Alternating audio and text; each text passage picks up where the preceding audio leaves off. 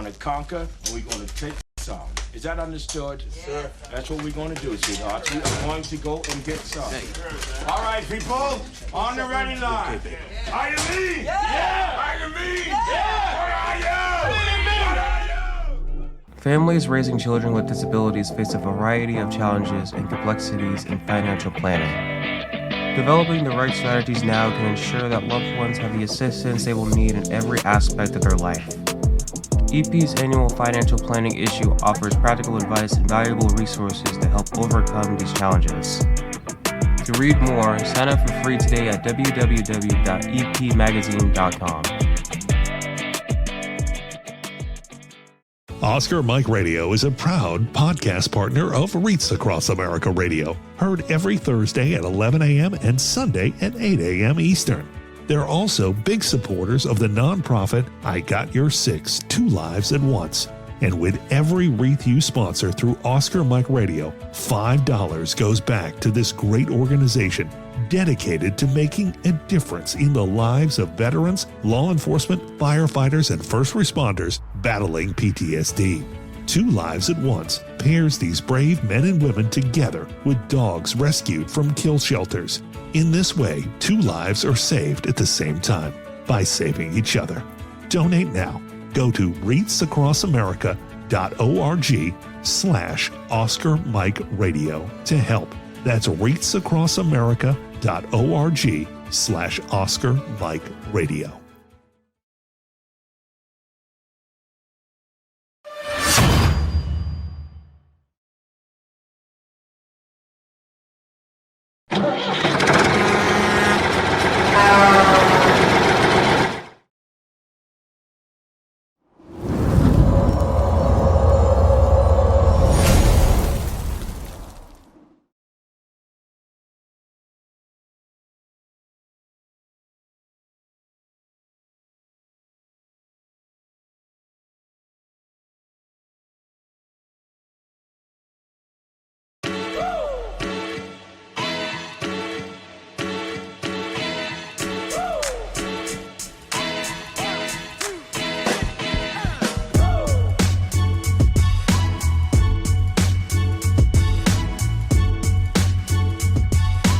I remember a time when I was in a not so good place, and these games and these activities and being able to come and have the camaraderie that we have here, it makes me feel like I'm not alone. There are people here that have been through what I've been through. It makes me feel like I don't know, I'm part of something great.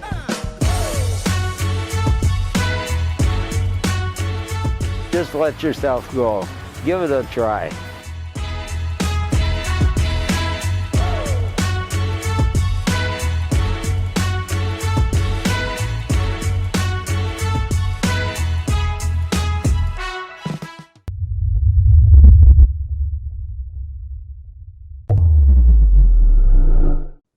Hello and welcome again to Oscar Mike Radio. My name is Travis, Marine Corps veteran and your host. Oscar Mike Radio is part of the Hubazoo Network. You can find out more on hubazoo.com.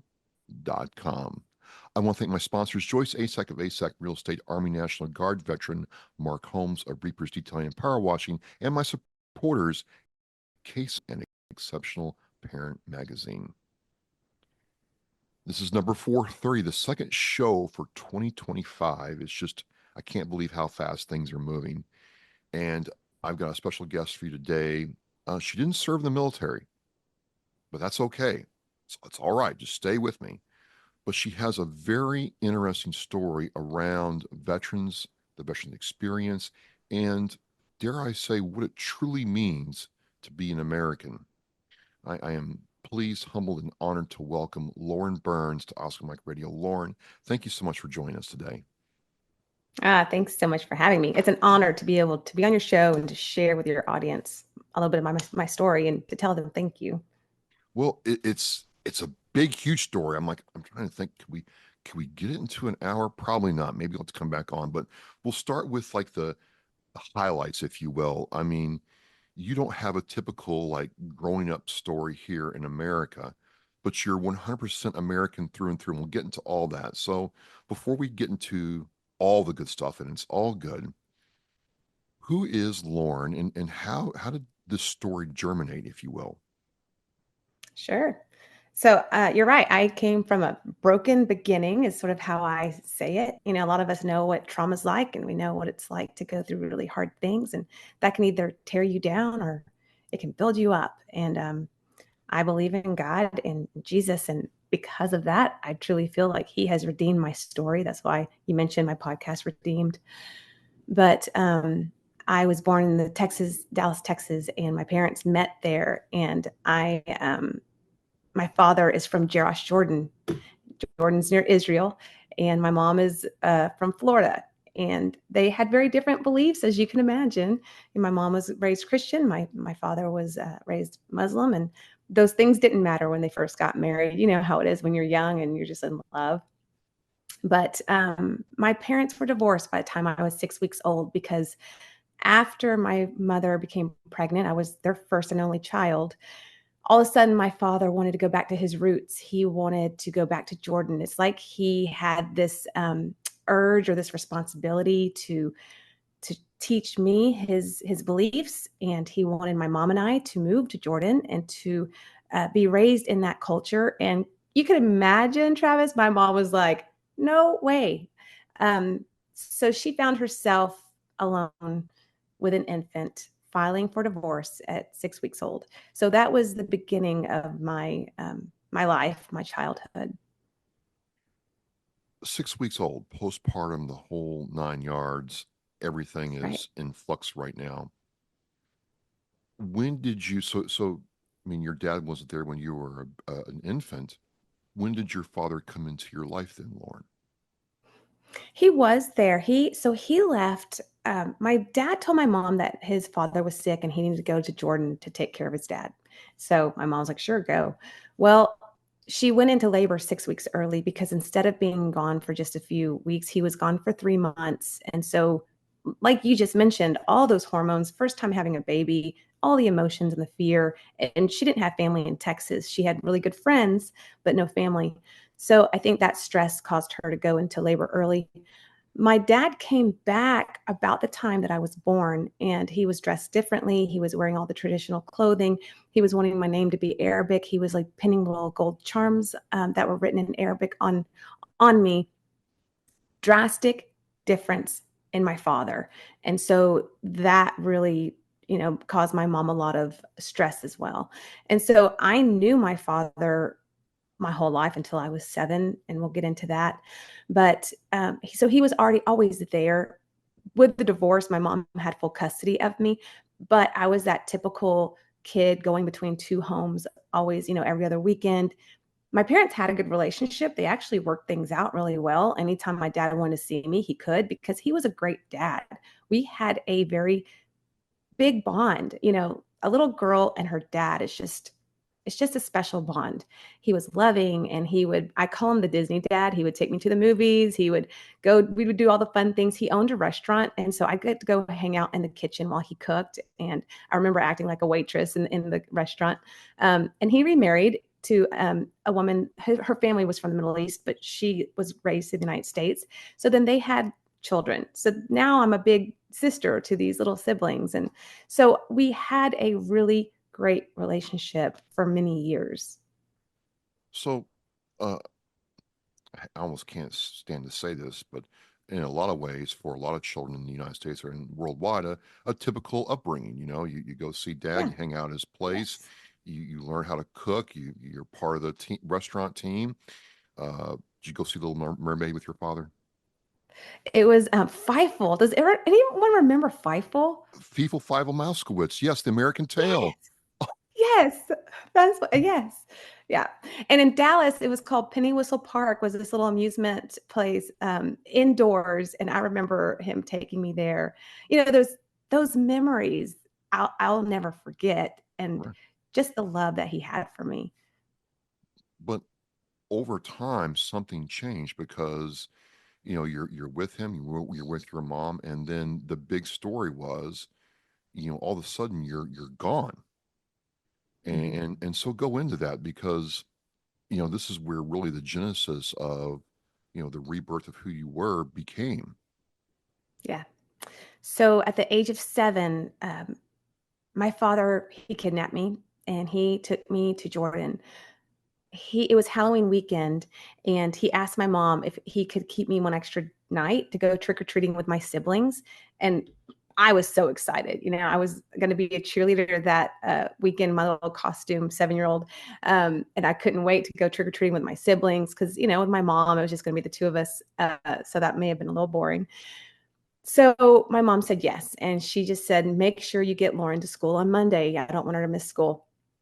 So he comes and he picks me up from my house, and I'm all ready to go, and I've got my suitcase, and I get in the car, and it's just him in the car. My stepmom's not there. My siblings aren't there. My stepmother was pregnant right at the time with her 3rd child.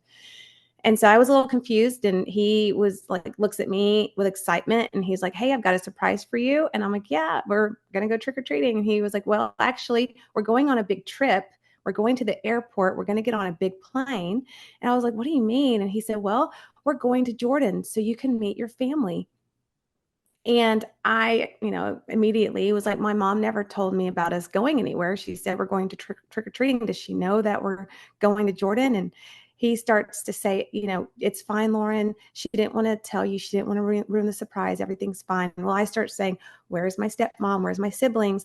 Well, he tells me that my stepmother can't travel by plane because she's pregnant. And so she's staying behind with the other children. And the more questions I start to ask him, the more irritated he becomes. And so as we're driving to the airport, I just sort of stop asking the questions.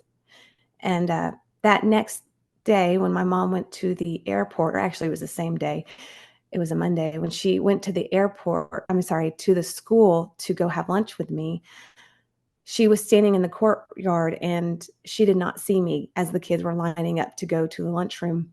And the teacher goes over to her and says, Kathy, Lauren never came to school today. And my mom was like, what do you mean? And the teacher said, well, her dad never dropped her off.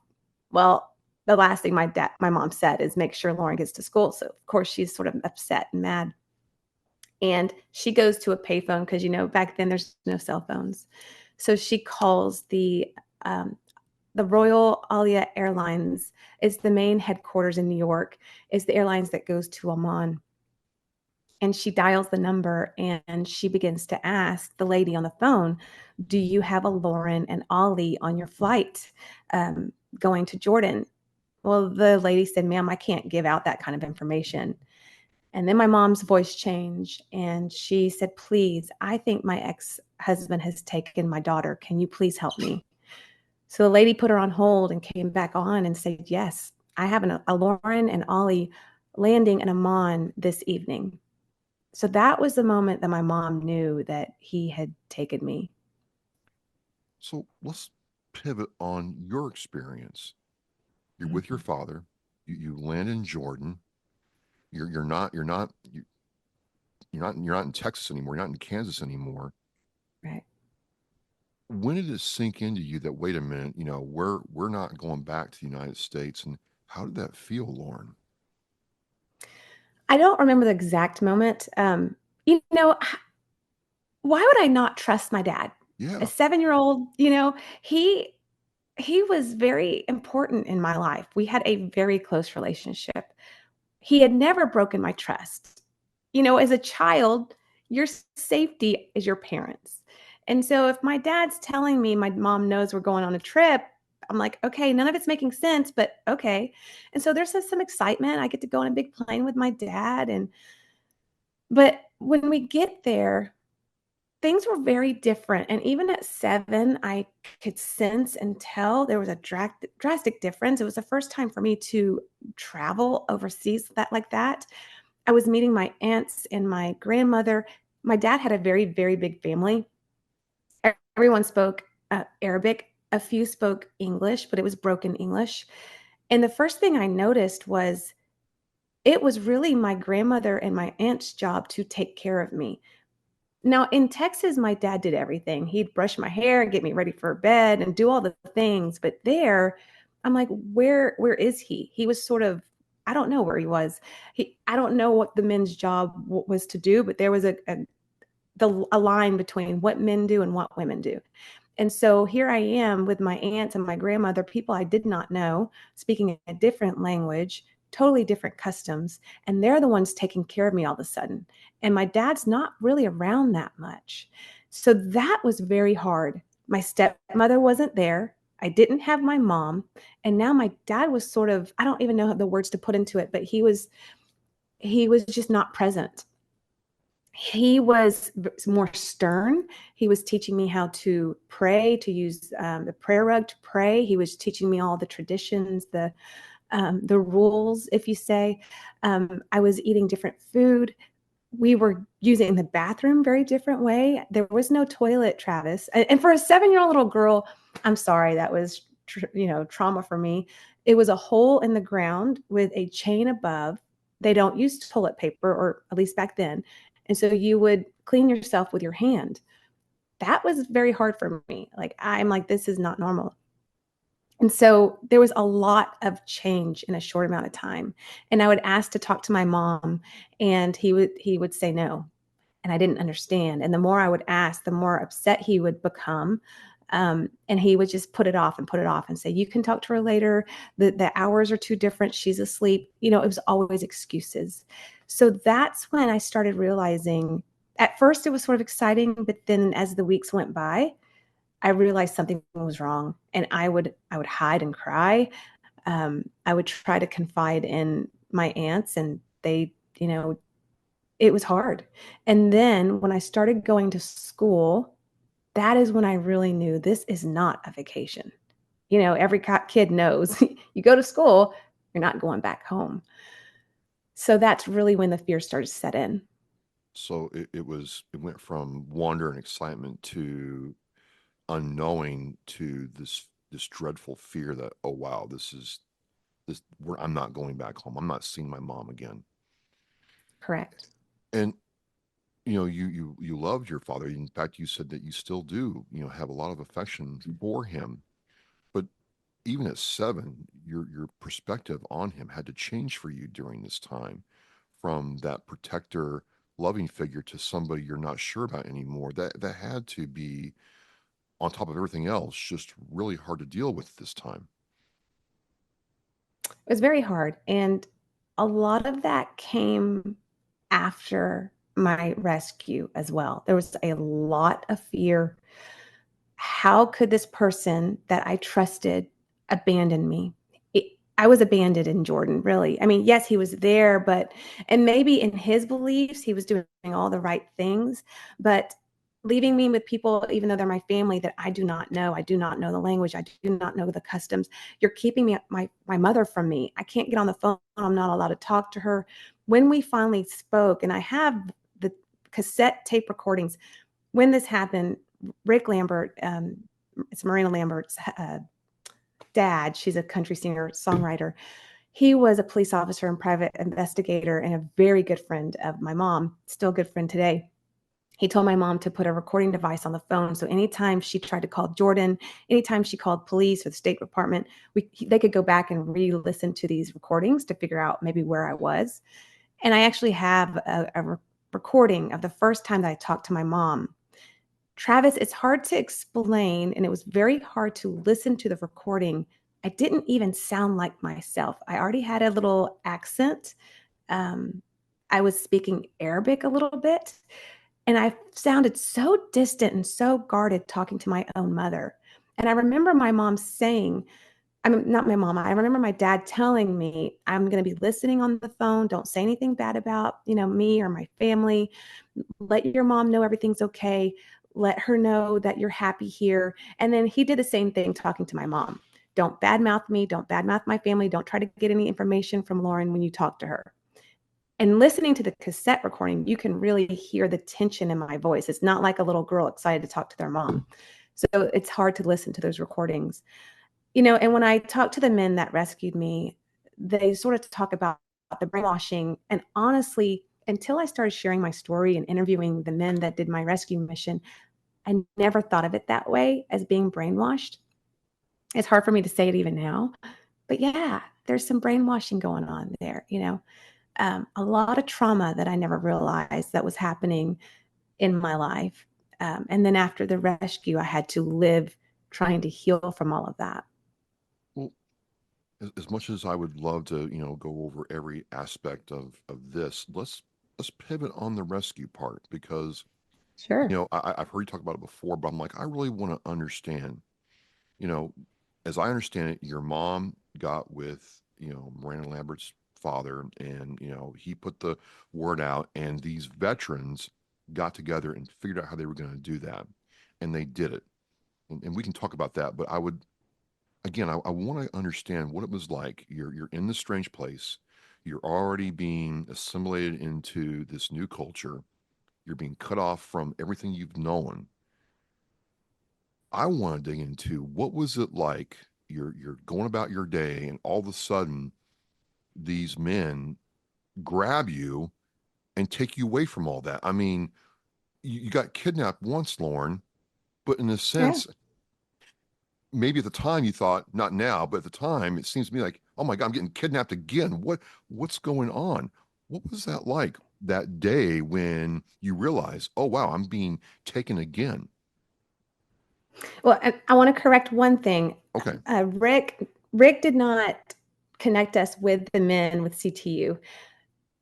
Rick got my mom a court appointment at the Dallas County Courthouse with the grand jury. So he did that piece. Okay. And the man that my mom met that day, Al Zapata, he knows Everett Alvarez. Everett Alvarez connected my mom with the men of CTU. So those were sort of the steps. Totally God in every step, by the way. You'll have to listen to the whole story. But that was the sequencing of events of meeting Dave and Dawn and JD and Jim and all the people a part of my mission. But to answer your story, you're absolutely right. I haven't ever thought about that. You're right. I was taken twice, right? The day of the rescue, I was on a school bus is how they got me. They hijacked a school bus and got me off. And I don't remember a whole lot about the details and the ins and outs. There's things that I remember, like if I go into a Middle Eastern store or restaurant, the smells, the sounds, if the TV's on and people speaking Arabic, that call to prayer, because that's ingrained in your mind because it happens throughout the day, throughout the city. Those kinds of things will trigger memories for me. But the day of the rescue mission, and I'm a very emotional person. If you listen to my show, you know that.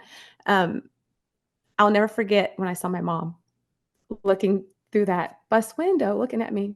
That is vivid in my mind.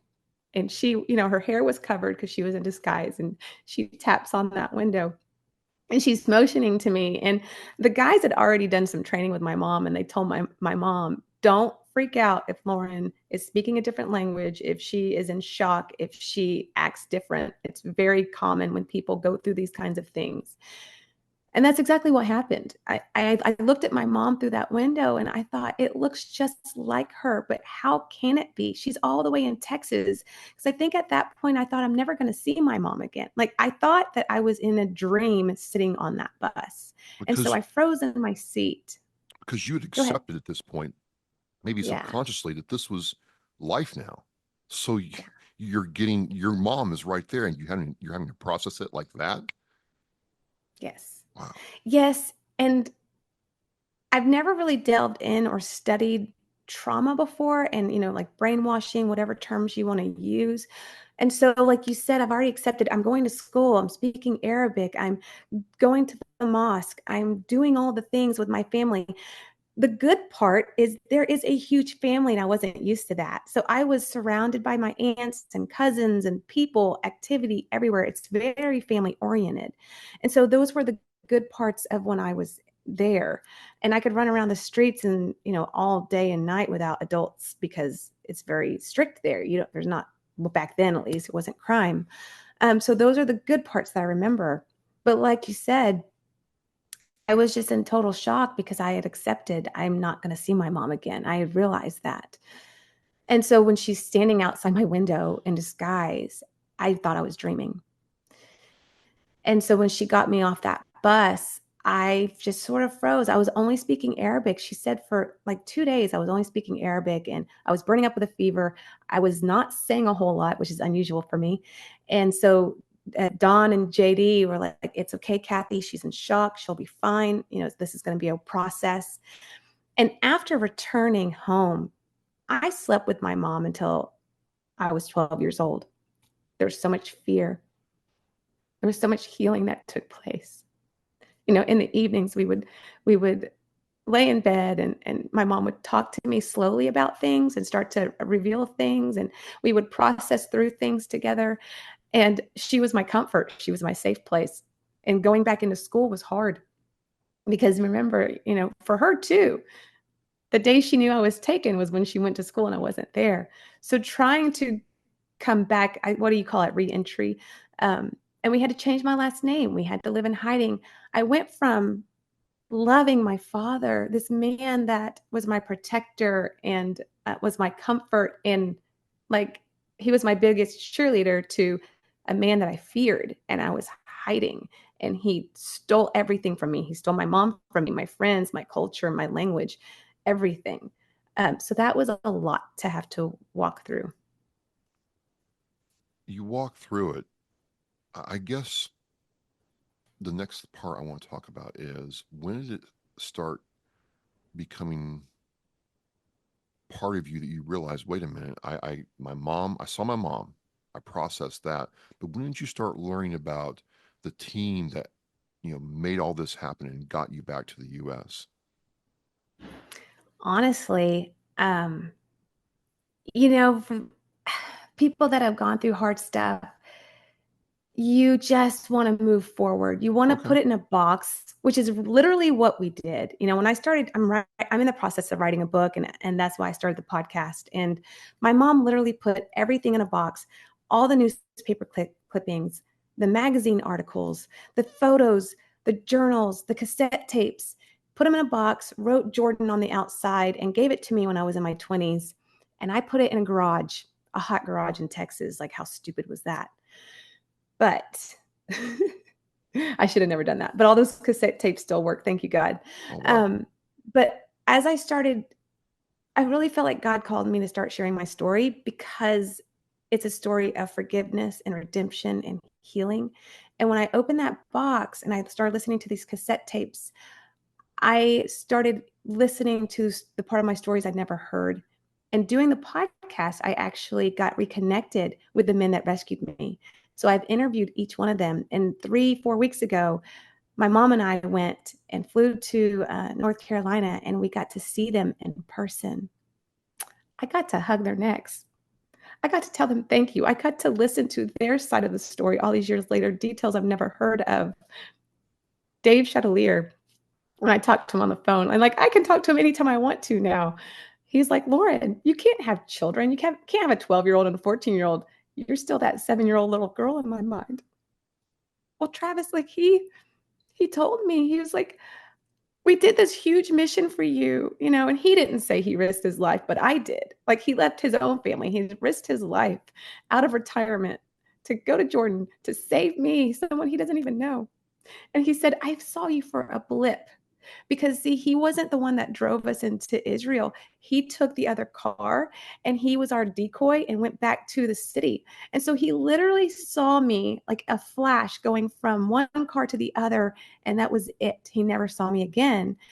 37 years later, we got to see each other and we've gotten to talk. But what I've learned about these men, I mean, they were, I don't know how many years out of the military that they were. They had started a company called CTU, and their mission was to go into the Middle East and to rescue people, not children, but adults that had been captured.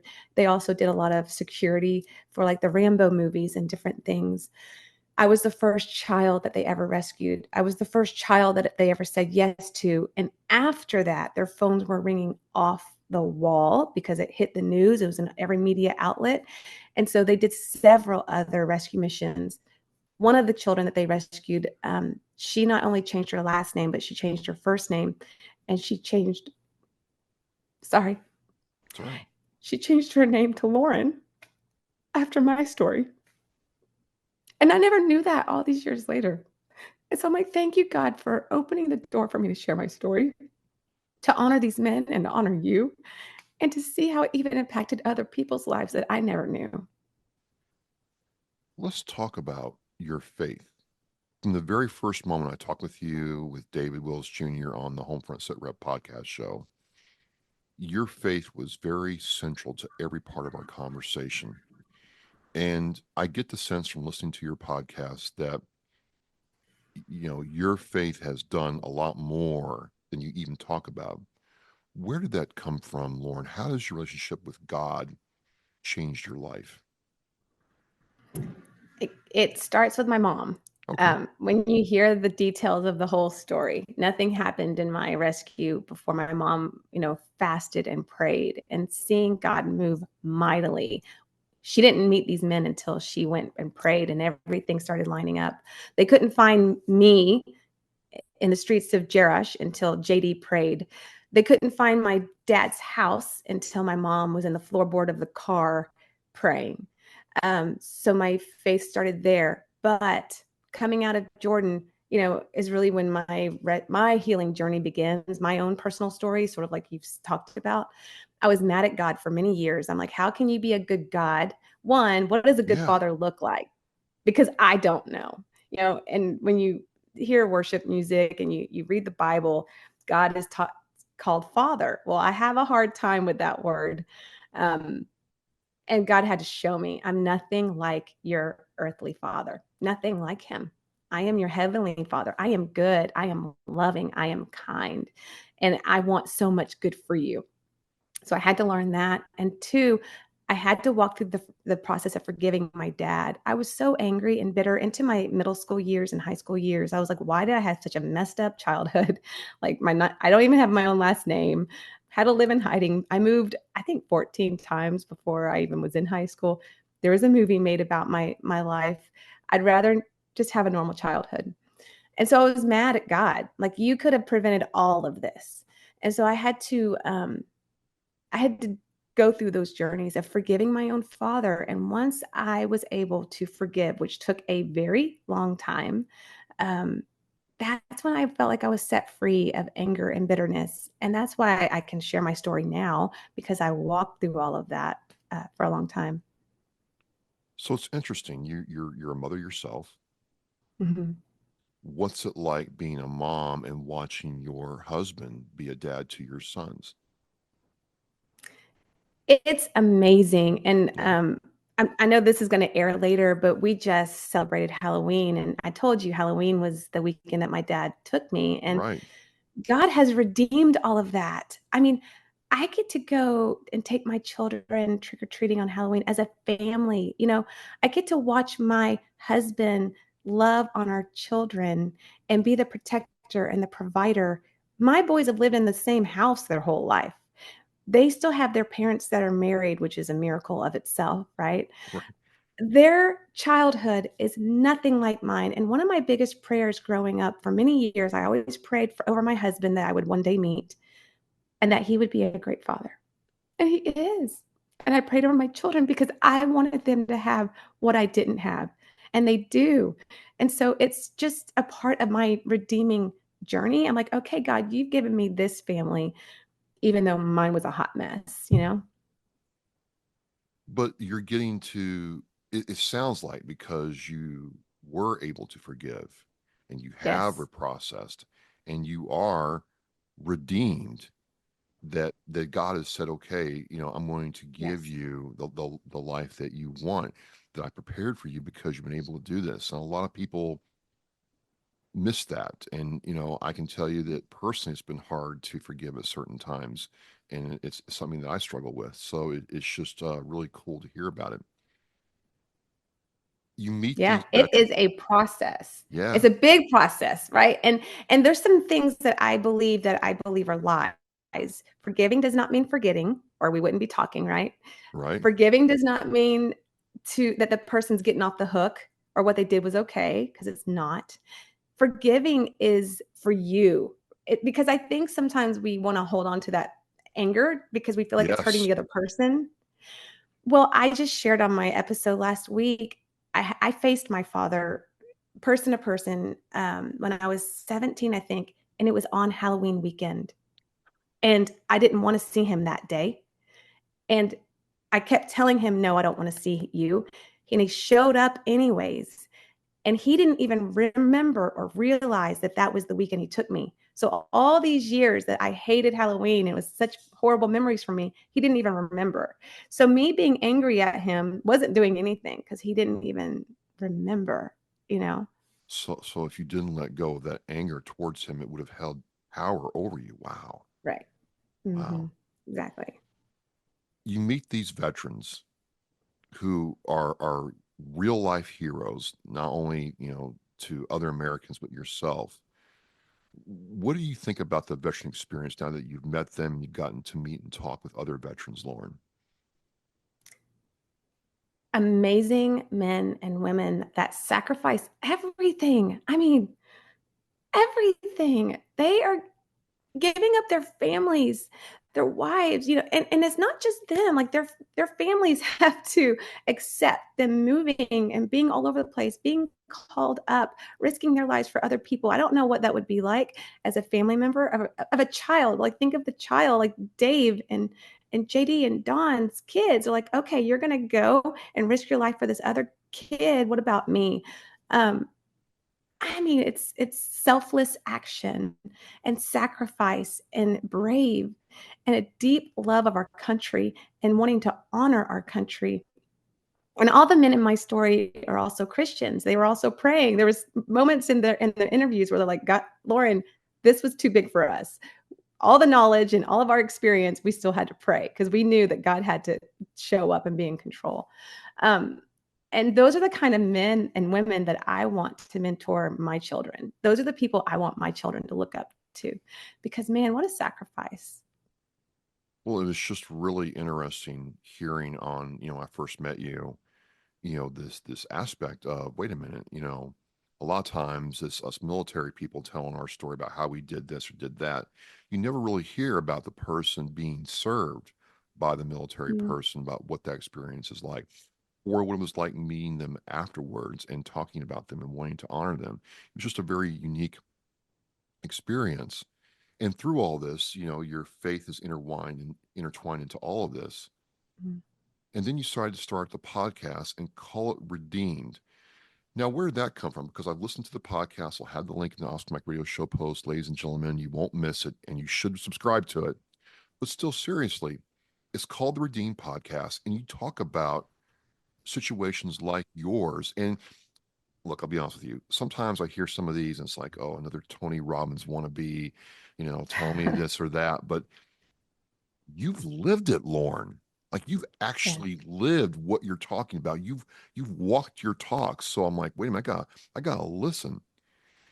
Why did you choose this medium to tell your story and put yourself out there after everything you've been through? It's totally God. I mean, a year ago, I was sitting in my living room chair, and Miranda Lambert put out a cookbook about a year ago. I think it was Mother's Day, and I'm reading her cookbook, and it's pictures of their recipes and her mom's meatloaf, which I've eaten 1,000 times. And I literally am like, when you hear people say, I heard God's voice, it wasn't a voice. It was just Lauren, it's time for you to tell your story. And that wouldn't go away. And I kept praying and praying and praying, and it wouldn't go away. And so I started writing, and I got that box out of my garage and started listening to those cassette tapes, which were so hard to listen to, very hard to listen to. And I started writing my story. And then I reached out to people like, how do you write a book? I don't know. I'm a physical therapist. I'm a mom. I'm a soccer mom. I don't know how to write a book. And so someone suggested a podcast. And I was like, I could talk. And so that came easier. I'm still in the process of writing.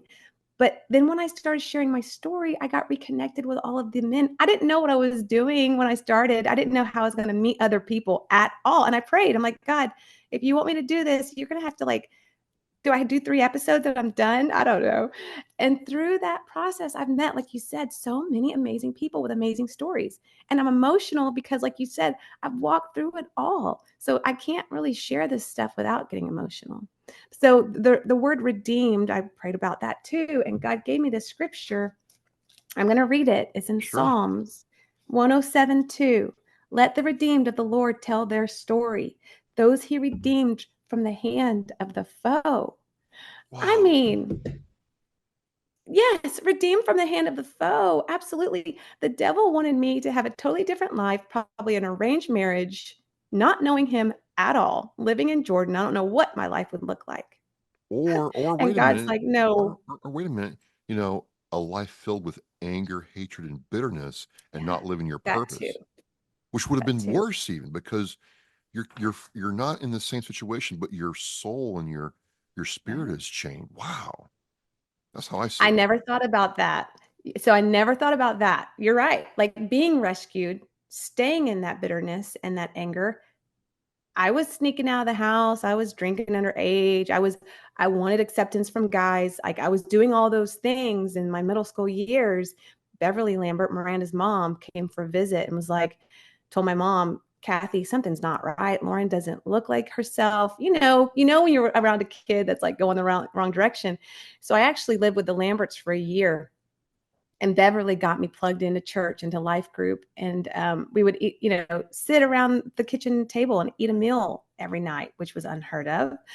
And through that process of going to church and getting into a life groups where people meet in small homes, small groups. And it was kids my age, 15, 16. I started sharing and opening up stuff about my past and about my father wounds is what I call them. And God started ministering to me. So you're right. If I would have stayed in that angry place and, sneaking out of the house and doing those kinds of things, I wouldn't be here talking to you. Well, I mean, and it's interesting to me that you're in physical therapy. Yeah.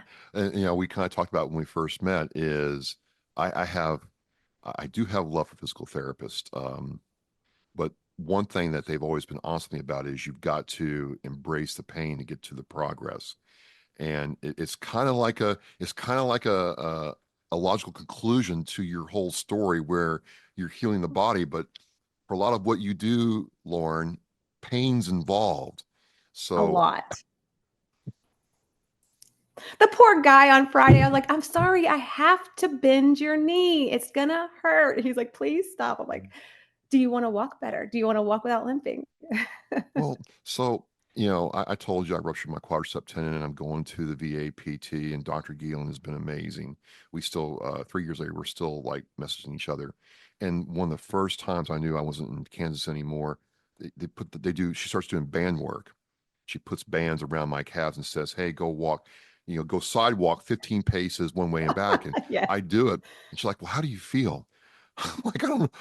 How do I feel? Someone has taken a blowtorch to my whole right To your leg. butt. What is going Yeah. on? My whole leg's on fire, doc. Help. Oh, this is wonderful. This is great. The Yes. nerves are all firing. Do 15 more. What? Yeah, of course. And we're going to do it again and again. But I had to embrace that to get through that. And it sounds like, it's kind of, I find it humorous. I mean, it's not, but to me, it's like, wait a minute, you're doing this occupation now that involves moving people through their pain. But take me on that, because there's a real art to it, because I've watched other, mainly guys, say, you know what? No, I'm not going to do that. I'm not going to embrace that. F that. I'm done. I'm not coming back. And it gets worse. Whereas if you listen to your PT and do what he or she says, all mine have been women, it does work. And it kind of, to me, is how you've done your life, where you move through your pain. Mhm. But physically and spiritually, like, how do you do that? Because some people can and some people won't. So I'm just curious if you have any thoughts on that. I'm sorry, I just went down a tangent real quick. No, you're good. Well, in the process of me working with patients, I think, yeah, you got to be motivating and you got to be stern, but I think empathy but then you're like, if you want to be able to walk again, if you don't want your back to be jacked up and all the things, we got to get through this. We got to get your motion back. We've got to get your strength back so that you can walk correctly. I've worked with sports for years, but when you're working with people that are not athletes, you have to teach people, what does soreness feel like? Like that's just normal pain versus pain that's not great. So it's educating people too, right? But then the spiritual and the aspects of my life, that has all been through walking with God, like literally. And I talk about, if you get into the Bible and you talk about like the wilderness, so many stories of being in the wilderness or being in a storm, and this big part of my life is not the only hard thing I've gone through. I mean, I lost my sister when she was 16 years old, and lost my stepfather that was a great father to me. And through those storms or wilderness journeys, you can crumble and you can feed into it, or you can rise above and you can see what God's going to teach you through it. And I lean into people that I know that will pray, and I can, that will encourage me, because I can't walk through this stuff by myself. You need those community, those people to encourage you and to speak truth into your life when you're going down that dark road. Well, that's powerful for the Christian community, because a lot of times we get, off the beaten path, and we just stay off the beaten path, and we won't take that correction. We don't reach out for help. We won't listen, or we won't seek those who can help us out. So I think, again, you've walked your talk. It's not like you said, I'm going to go to school one day and become a, counselor, psychologist. You walk this walk. So it's much easier to internalize what you're saying. So it's just a very interesting facet. And your faith, again, is woven into everything you do. We could talk for hours just on the aspect of parenthood, and the relationship with your father. We could go for hours just on the podcast, because as a podcaster, I have a lot of respect for what you're doing in the craft. And again, folks, link will be in the show post. But I gotta know, besides the book, what else is next for you, Lauren, at this point in your life? I mean, your mom, your wife, you've got your career, you've got this going, you're meeting these people. Is there anything else you're wanting to do, or you're just seeing what God has for you? I am seeing what God has for me. And Travis, I could learn so much from you. It is a long journey. It is a lot to learn. I'm learning. My brain is full. And God continues to give me the time, because when I started, I'm like, God, I work full time. I work a full-time job. And then, the boys, and taking them to soccer and doing all the things. And I need to be present with my family. But God continues to give me the time and the people and the resources, and to learn how to do all of this. And so my big step is I really need to move forward with a book. I've written 11 chapters. I'm looking for an editor. That's my process now, is pushing that forward. But it's all in God's timing. I'm continuously praying and saying, God, if this isn't of you, you just shut it all down. And if it is of you, show me the next steps. And growing the social media, because apparently you need all of those things. You understand, all of a sudden you're a marketing person, and you're doing all the things. I just want to create. Oh yeah, I got to market myself out there. It is a hard lesson to learn, but you got to do it. You got to do it. So these are all the things I'm learning, and this is the process. And I don't know what God's going to do with it. So we'll have to see what unfolds. Well, I just think, for me, how I would frame this podcast is the power of redemption.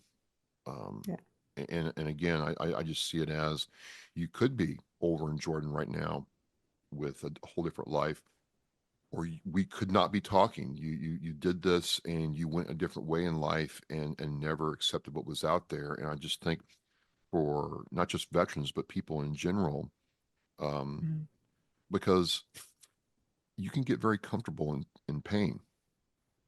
You can get very familiar with pain and hold on to it because it's familiar and comfortable, or you can let it go, and you've done that. So again, this is one of those shows where I do it, I'm like, wow, I got a lot out of it. And forget the fact that you had just started this. You're doing it. That's the whole thing. It's just to keep doing it. Well, people start podcasts, and by number, there's like 4 million podcasts on Apple Podcasts. Just real quick. Maybe 15% of them actually put out content every week. Most of them, so out of the 4 million, there's only like 300,000 that put content out every week. And then, there's like 500,000 that actually put out content once a month. That is to say that a lot of them get to number 7 or 18 and quit. It's just a common thing. and they think they're going to get all big or whatever. But for you, you're right. Just keep finding the time, keep doing it, and you're going to have a lot of time doing it. I've enjoyed this aspect of redemption and you talking to people about their trauma and how they got through it. I think you're going to have a powerful message if you keep at it, and I'm here to help you and just happy to talk with you right now. Thank you so much. And I think that's a good reminder to the people listening. If you have a story, it doesn't matter how big or small you think it is. It doesn't have to be a movie and kidnapping. It is so powerful when you share to the people in your community of the stuff that you've walked through. So share your story. Don't be afraid. Well, think about it this way. You remember in school, and now they have the cave painting where the figure is bringing home the bacon literally to the family. It's a couple of scribbles on a wall. And think about, some person said, I got a big old beast today, and wrote, daubed his hand or her hand and wrote on the wall. And thousands of years later, people are still trying to figure out what it's all about. Yeah. The same thing for us, the same thing for you. If you don't Right. tell the story, it's never going to be out there. So That's right. you have a story. Lauren has her story. I want to thank you so much for sharing it with us, Lauren. As we say in Oscar Mike Radio, we are Oscar Mike. We're on the move. We're on mission for veterans.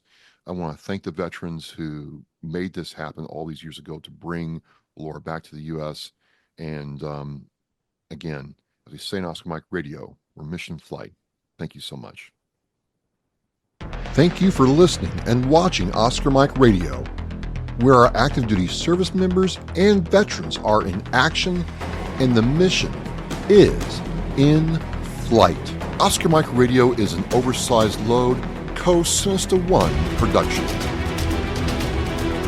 If you are a veteran or know a veteran who needs help, please dial 988 and press 1 for the Veterans Crisis Line.